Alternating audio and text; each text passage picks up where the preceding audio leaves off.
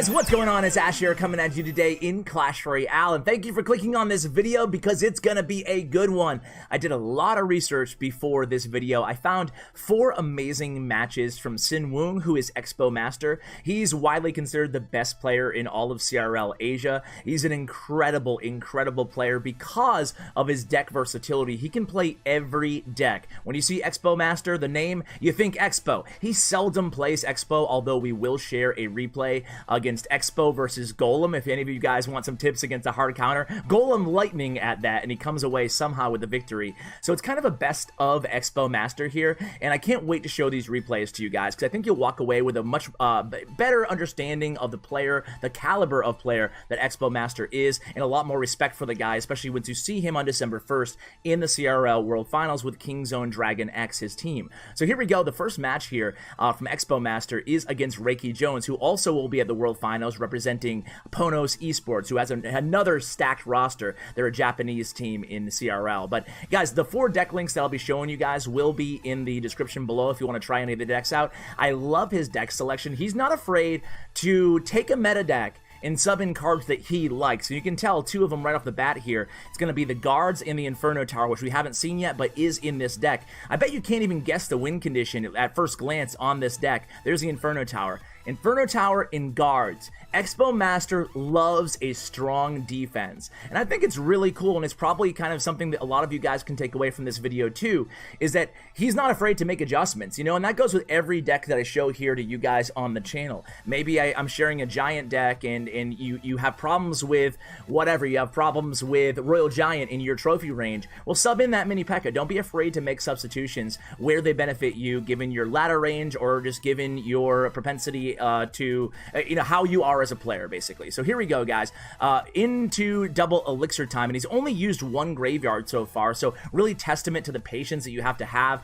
as a good graveyard player. And he's very patient. He's technically sound, he's patient, he rarely makes any mistakes, and the real cool thing, aside from his versatility, is he's like a chess master, guys. Sometimes he makes unorthodox and a little bit strange plays, but it's only because he's thinking about the counter or the card that he needs in rotation 2, 3, 4, or even 5 plays in the future. He's an incredibly intimidating opponent to go against. I would hate to go against Expo Master if I was a CRL pro. So here we go, guys. A little bit of spam, a lot of bit of spam coming down the right lane. We have Magic Archer, and you can see that's the Magic Archer. Is it before or after the nerf? I'm not sure if I can even tell at this point. I think it looks like it's before the nerf. Yeah, look at that, hits that swing speed. It's got to be, right? And Magic Archer actually does connect, getting really some of the only damage that he's going to give up in this match here to that Magic Archer. And the Magic Archers are kind of stacked up in the lane. Royal Ghost now right into the lane. Royal Ghost is going to run right into those Archers, and Guards are played immediately after the log comes down. Here's a log of our own here, and Ice Golem is back in rotation to block that Royal Ghost. And hey, what do you know? The Inferno Tower is back in rotation as well. And that's what I was saying, guys. The fact that he loves Inferno Tower, even in Expo decks, he loves Inferno Tower, and Guards in almost all his decks, and quite a few of them that I'm going to be showing with you guys today, is he just likes a strong defense to his decks, and I love that about him. This is good poison value here. I think he's going to take it. He does. So we have the Skeletons in the poison, we have the Magic Archer in the poison, the Mega Minion in the poison, the PEKKA is kited with another Ice Golem. That was a really smart defensive sequence there by Expo Master, and here he goes in with another Graveyard Push. I don't think this is going to result in too much damage, because the opponent goes in with a Battle Ram, and here he goes right here. So we have Guards in cycle. He's always making sure he has either his Guards or his Inferno Tower, ideally his Guards in rotation for that Battle Ram. That way he can save the Inferno Tower for the PEKKA if he needs it, but you can't always be so predictable, so you have to switch it up, and he does a good job of doing so. This time he doesn't even want to bother with that Magic Archer. He uses the poison against it. So I think in a second here we're going to have a base race, guys. Here we go. He's setting up with the Ice Golem and the Mega Minion and the Graveyard. Now all he has on defense here are Guards, and he has Log back in cycle. Log's going to push back the Royal Ghost and the Battle Ram. Meanwhile, on offense, Mega Minion does connect with the tower there. Of course, both players just going all in at the end there, and Expo Master knew he had him just with that big, strong Graveyard Mega Minion Ice Golem push. And there he is. That's the man himself, Expo Master. Let's go into match number 2 here against Beaver from Sandbox in CRL Asia, another Korean team, Sandbox. So this time, Expo Master's on the top of your screen, guys, but I hate the replays when the players at the top of the screen just annoys the hell out of me. However, I think you guys are really going to enjoy this match. This is one of my favorites of the video here. And you can see already off the bat, he's playing kind of a weird combo. Usually don't see Barbarian Barrel with bait decks, with the Goblin Barrel decks, usually you see Log. But wait till you see what this deck is, and it's really, again, just shows you that you never know what to expect when you go against SinWoong. So here we go here. Royal Giant chops down that Dark Goblin. He has the wherewithal not to protect that Dark Goblin. He could have, you know, done many things there. Instead, he decided to just kind of reload and play defense. What did I say about the Guards Inferno Tower? He has them in like every deck. He loves Guards and he loves Inferno Tower. You never know what he's going to be playing, but you do know a couple cards that he's usually going to be playing, and it's tough to break through the Guards Inferno Tower combo. I feel like I mentioned it, you know, quite a bit here, but still, it's noteworthy that those two cards, I think, are maybe even a bit underrated, especially Guards, personally. So here, leaking a lot of Elixir is Beaver, but Beaver knows that he has such a strong defensive deck. What can he really play at this point? He'd rather have Expo Master make the first move. So then he goes in. You can tell he's trying for a PEKKA push here in the right, and there's the PEKKA coming down right there. Now that's going to allow SinWoong to not be able to use his Inferno Tower here because of that E-Wiz, but he just has patience there and then drops the guard in the pocket behind the PEKKA in the E-Wiz. That was a beautiful value, and that's really testament to the value of guards right there, right? Stopping a PEKKA and an E-Wiz, all for 3 Elixir. Thank you very much. That allows him to have extra Elixir and that Elixir advantage and combo the Fireball with the Hog Rider against those rascals. So yeah, you saw it. It's Hog Rider. Hog Rider Goblin Barrel. Obviously, it looks kind of like a mid-trophy ladder deck, right? Doesn't this look like a 4,000 trophy ladder deck? It is not. This is a CRL deck playing in a contest for $1 million. And I love kind of the ingenuity of Expo Master. And here he goes, applying some pressure here right at the bridge, trying to get a card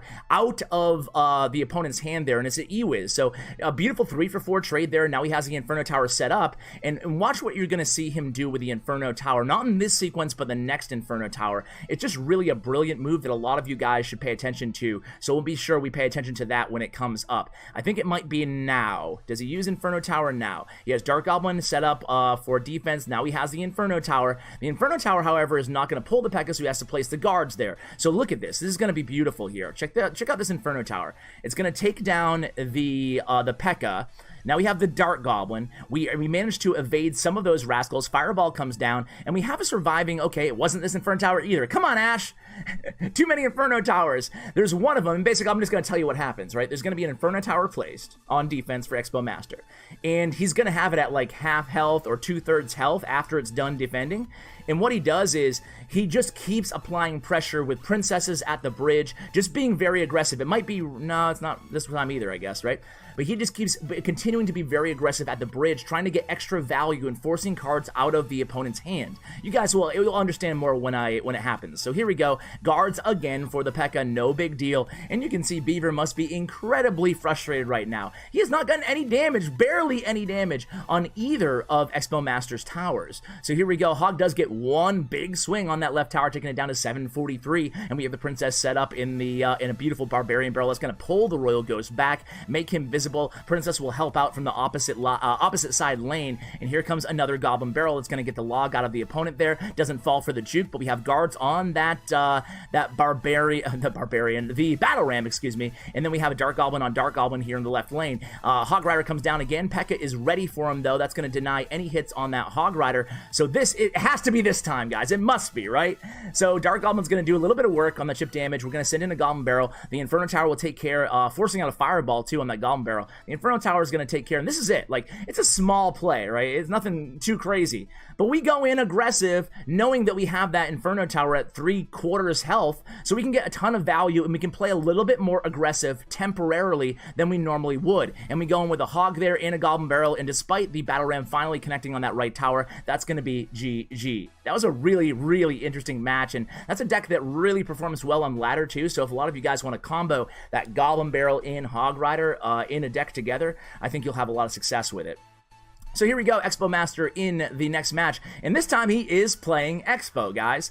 So I don't think I'm going to do the deck selection. I hope you guys don't mind on this video, just because I kind of want to keep it a surprise what cards he uses. But again, all the deck links will be in the description below, as they always are on this video. So Lumberjack is going to get to his right tower, but now check this out, guys. The Master Hong, the opponent here, has played Tombstone and Lumberjack.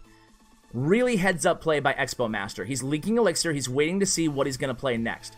He splits archers in the back. Now, there's a big mistake coming here from Master Hong. There it is. He sees that Night Witch. He knows there's no Lumberjack or Tombstone in cycle, and he doesn't have enough Elixir to play the Golem, and that is it. Of course, he has enough Elixir to play Lightning, but still, it's going to be a huge lock on this Expo here for Expo Master. Really putting the Master onto the Expo in this matchup here. So it's a tough Golem matchup, and obviously Master Hong at this point is going to be ready. So even though he got that early connection there, that was just a really heads-up play. He made it look easy, but again, he saw a Tombstone. Okay, that's fine. He saw a Lumberjack, and then he leaked Elixir, saw the Night Witch in the back. He knew he was at 6 Elixir, so he just dropped the Expo. I mean, what else is he going to do? He had no Lumberjack, he had no Tombstone, he had no Golem, or he had Golem in hand, but not enough Elixir to play it. Speaking of Golem, there's the Golem.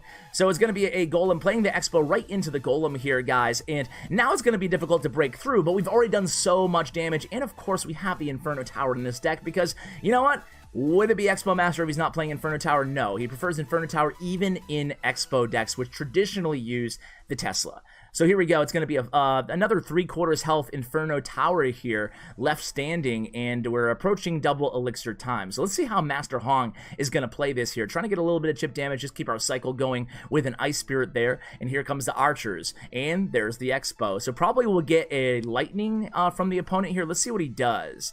A Golem or a Lightning? What are we going to see? It looks like it's going to be Golem.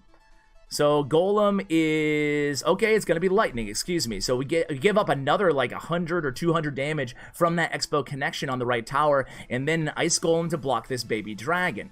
So the opponent really hasn't gotten anything going here at all, guys. And we have another Expo on the board, and immediately, boom, the Golem comes down. So we have the Golem, or the opponent has the Golem, but now he's forced to use that Lumberjack, and just immediately Lumberjack's going to be absolutely burnt into by that Inferno Tower, and things are looking pretty good here for Expo Master against, you know, you can't pretty much find a more difficult matchup than Golem, Lumberjack, Tombstone, Lightning if you're an Expo player. It just goes to show that Expo, even if you are a hard counter, even in this hard counter meta, you can still have success. You can still play for a draw against matchups like this, or just get lucky with heads-up plays like we saw in the very beginning. So it's going to be a high Inferno Tower here, immediately targets onto that Golem and gets that Lightning out of the opponent there, causing the opponent with that high Inferno Tower to have to play a Lightning not getting too much value. That was a 6 Elixir Lightning on the Inferno Tower, and that was it. So a good patience there shown by Expo Master. Now he has 4 Archers on the board here. 2 of them will be deleted by that baby dragon, and we do finally give up some damage there to that Golem getting to the tower at 1391 HP remaining. But all we really need to do at this point is just poison cycle, and he goes for that opportunity right now. And again, a high Inferno Tower here, guys. Just another small tip that you guys can pick up in your own gameplay. If your opponent has Lightning, place the high Inferno Tower. Deny them the Lightning value. And there we go. The poison's down, and that's going to be GG against Golem Lightning. Expo wins. All right, so here we go into the last match that I have set aside for you guys. This is going to be an interesting deck too, kind of an interesting take on the Pompeo Minor Balloon Cycle deck. However, this one has mini PEKKA in it. It's not a new deck by any stretch of the imagination, but I think you guys are going to enjoy the gameplay. And he starts out with just cycling a Zap on the right tower of the opponent here from Bren Esports. So here we go. It's going to be an Ice Golem in the back to intercept that Royal Ghost, and then the opponent comes in with an E-Wiz in the back as well. So just slow playing this early on. Fireball comes out from the opponent there. Now we know we have the Elixir advantage. Let's see how we respond to this E-Wiz. We're going to have an E-Wiz of our own. So an E-Wiz into the left lane. The opponent's going to have to respond to that, and he does with a log there, getting a little bit more chip damage onto our left. No, I take it back. No chip damage and a little bit of a log too far back. So we go in with just a minor here, again, trying to find out what deck the opponent is playing here. And it looks like a giant deck, right? We have the Prince, we have Baby Dragon now. It really could even be like, I don't know. It's a weird giant deck is what it is. So mini PEKKA goes into the Prince here, and again, just smart defense here.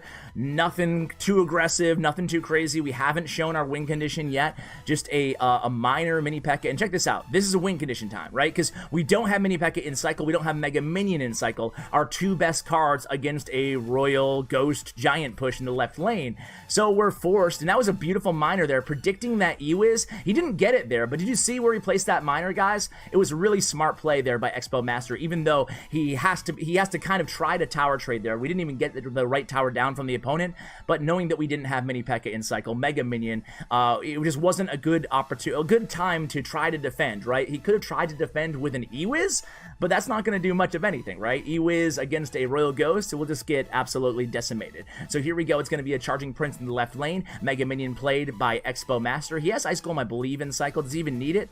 I'm just going to take the charge. He doesn't even care. He doesn't want to burn his cards, all his good counter cards, defending a charge on the King Tower. And he goes in with a balloon in the opposite lane here, the strong side tower. He knows he's probably going to have to take, well, not probably, he's definitely going to have to take both towers down, right, in order to win this match. So he goes in with that aggressive balloon play, taking that left tower down to 1394 HP. Fireball comes raining down on that Prince. Mini P.E.K.K.A didn't get that second hit, unfortunately, on that Prince, but we're going to be ready with some defense with that E-Wiz. So E-Wiz against that Prince. Miner comes in. We need to take that right tower down sooner rather than later here, and unfortunately, he clips our Miner with that E-Wiz, but a beautiful zap to go ahead and retarget and get that tower into Fireball range, and he does so there. So now we're going to go into sudden death overtime with 1901 remaining on our right tower, 1394, thanks to that balloon push we saw earlier on the opponent's left tower. So here it comes, another annoying Royal Ghost push. Royal Ghost will actually make connection with that tower, but we go in with a balloon Ice Golem. Fireball's going to go ahead and redirect that balloon to the King Tower, so a really nice heads-up play there by the opponent, but we get a little bit of chip damage onto that left tower, 1202, 1385. It's really anybody's match, and this deck we're going against here, just going to always be very careful of that play, right? The Giant in the pocket, have to be ready with the mini P.E.K.K.A every single time because we don't have NATO, we don't have any sort of defensive building in this deck, and surprisingly, no Inferno Tower and no guards in this deck. So here we go. E-Wiz getting a tremendous amount of value there on the left. It looks like we're just going to let this Royal Ghost, no, I stand corrected, we're not going to let the Royal Ghost go. Maybe he's going to try to do something here. Meanwhile, his mini P.E.K.K.A gets to that King Tower for 1942, a few swings on that King Tower, and again, this time he's going to try the Giant at the bridge, and Ice Golem is going to immediately block that Prince. So really nice play there, and he figures the mini P.E.K.K.A has things under control there, at least for momentarily on defense. We send in the Miner and the Balloon, a very aggressive play here by Expo Master. We have E-Wiz back in rotation on defense. He uses the Fireball, the opponent there, on defense, so we have that E-Wiz still standing there, able to defend against that Prince Giant push. And here it comes. It's an Ice Golem. It's the Balloon. Baby Dragon does make contact to the tower. 400. 292, and then boom, Expo Master gets the tower down with that Expo, and he drops the hog screamy emote. Very apropos for that match, guys. So I hope you came away, like we said, with a better appreciation of Expo Master. We'll be seeing him live in Tokyo. I will be actually meeting him again. I saw him at CCGS World Finals in London, but I will be taking off either today or tomorrow, depending on when I upload this video.